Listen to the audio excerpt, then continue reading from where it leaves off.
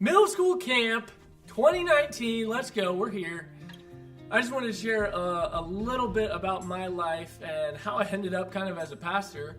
I realized that I am called to give God everything, not just part of me. And He was leading me into ministry, and I said, okay, God, I will go into ministry. And ever since that point, I have felt like I'm at the center of God's will because I gave up everything, my desires, because I wanted my desires to be His desires. And He started to change that in me. And not everyone is meant for ministry, but we are all called to give up complete control to God. And He wants to have your whole heart, and He wants to be the heartbeat of everything that you do.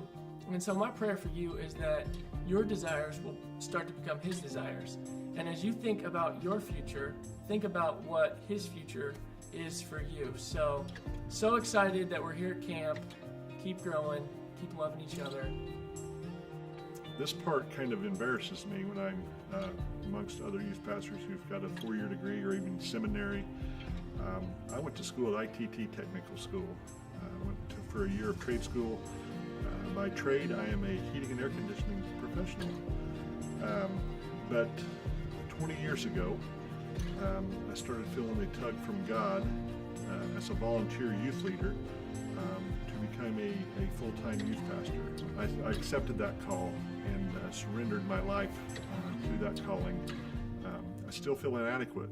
I still feel unworthy of the calling. But my wife gifted me one year with a plaque to hang in my office that said that God does not call the equipped, but He will equip the called.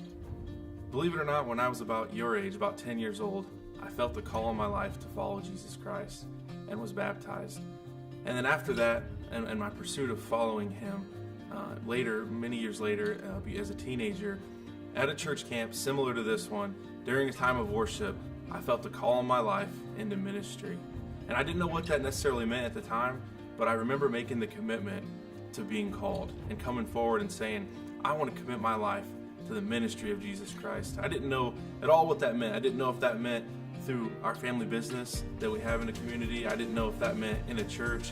I didn't know exactly what it meant, but I knew that if I followed the call, that God would work out the details. And so my encouragement to you throughout the calling is answer the call. When God calls, answer the calls, and He'll work out the details.